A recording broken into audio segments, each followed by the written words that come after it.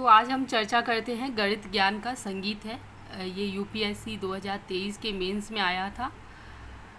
ये section B का है, छठवा गणित ज्ञान का संगीत है। ठीक है, तो इसको कैसे फ्रेम करना है आज हम इस पर चर्चा करते हैं।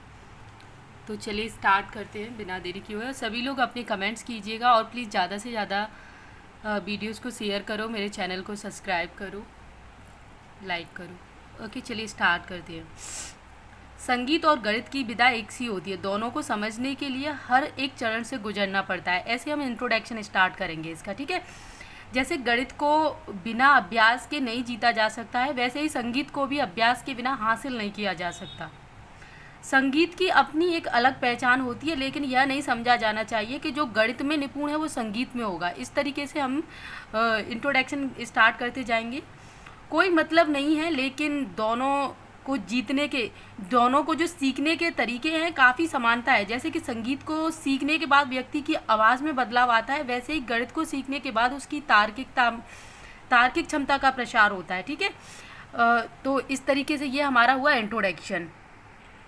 इसमें आप थोड़ा सा और जोड़ सकते हो, जैसे प्राचीन समय में हम संगीत सीखने के लिए आश्रम वगैरह में जाया कर सकते, कई महीनों तक संगीत सीखते थे, वर्षों तक अभ्यास करते थे, तब धीरे धीरे जाके हम बहुत प्रैक्टिस करने के बाद हम संगीत को हासिल कर पाते थे। और वैसे ही अगर हम गणित के बारे में चर्चा करें तो गणित में भी ना जाने कितने आविष्कार प्रैक्टिकल किए जा चुके हैं, तब जाके गणित एक विषय के रूप में आया और तब जाके हम इसको आज सीख पा रहे हैं। और जीवन में अगर इसका उपयोग हम देखें तो जीवन का ऐसा कोई पहलू नहीं है जहाँ गणित की उपयोगिता नहीं है। तो इस तरीके से हम इसको चर्चा करेंगे। काफ़ी आप और भी एक दो पॉइंट ये भी डाल सकते हो गणित को लेके कि गणित को लेके तो इस तरीके की धारणाएं भी होती हैं कि इसको तेज़ दिमाग, जिनका जो दिमाग तेज़ होता है वही लेते हैं। और समाज में ऐसी एक धारणा आज भी है कि जब विद्यार्थी कक्षा 10वीं या 9वीं विषय में चयन करता है तो उसमें एक शर्त होती है कि लड़कियां गृह विज्ञान ही लें, क्योंकि गणित कठिन होता है कि और लड़कियों में दिमाग कमज़ोर होता है, दिमाग की कमज़ोर होती हैं लड़कियां। तो लड़का चाहे दिमाग से पैदल हो लेकिन उनको गणित लेना होता है। इस तरीके से आप इसको फ्रेम कर सकते हैं अपना इंट्रोडक्शन। ठीक है, समाज में ये धारणाएं आज भी बनी हुई हैं। और आगे अब इसको कैसे फ्रेम करना है, आगे स्टार्ट करना है कि गणित ज्ञान का संगीत है। ये चीज़ आपको बीच बीच में डालते रहना है ताकि पता चले कि किस टॉपिक पे लिखा जा रहा है। ऐसा ना हो कि आपने एक बार वहाँ पे हेडिंग डाल दी ऊपर गणित ज्ञान का संगीत है। इस चीज़ को आप जब भी, और देखिए पैराग्राफ ना छोटे छोटे पैराग्राफ के थ्रू इसको आपको रिप्रेजेंट करना है। ऐसा नहीं कि एक ही लाइन एक ही पेज पूरा भर दिया, पैराग्राफ बदलते रहना है। ठीक है, गणित ज्ञान का संगीत है। अगर इस ज्ञान का संगीत थोड़ा भी बिगड़ता है तो जीवन का हर क्षेत्र का गणित हिल जाता है। आप जानते होंगे, चाहे वो राजनीति हो, चाहे इतिहास हो, या भूगोल या अर्थव्यवस्था। क्योंकि अगर हम इतिहास की घटनाओं का वर्णन करने जा रहे हैं कि कौन सी घटना कब, किस समय, किस तारीख, किस महीने को, हर छोटी से छोटी बात को अगर लिखना चाहते हैं तो गणित का उपयोग होगा। और उसी के आधार पर हम करोड़ों वर्ष बाद भी पृथ्वी की उत्पत्ति से सभ्यता के विकास तक की घटनाओं का पता लगा पाते हैं।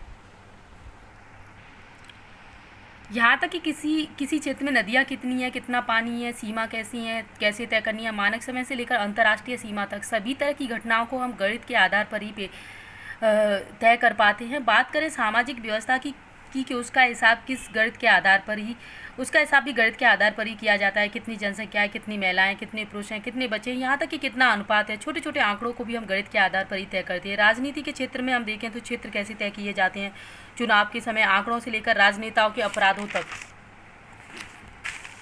अपराधों की गणना भी हम गणित के आधार पर करते हैं। ठीक है,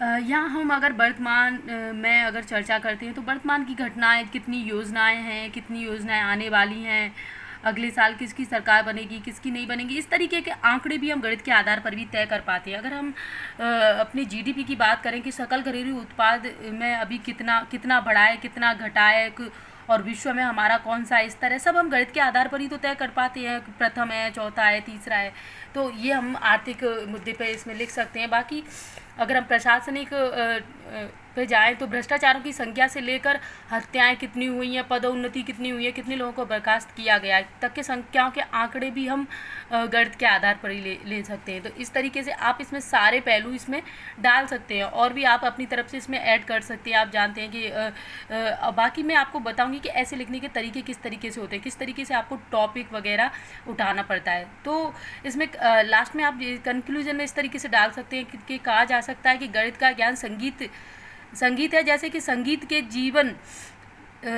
मनुष्य के जीवन से लेकर मृत्यु तक, विवाह से विदाई तक समाया हुआ है, उसी तरह गणित भी व्यक्ति के जीवन में हर क्षेत्र में, चाहे वो उसके जीवन का कोई भी हिस्सा हो, उसके बिना जीवन का गणित संभव नहीं है। तो इसीलिए कहा जा सकता है कि गणित ज्ञान का संगीत है। तो आप लोग बताइए कि कैसा लगा मेरा ऐसे, और प्लीज़ ज़्यादा से ज़्यादा कमेंट्स कीजिएगा, like share and subscribe my channel and thank you.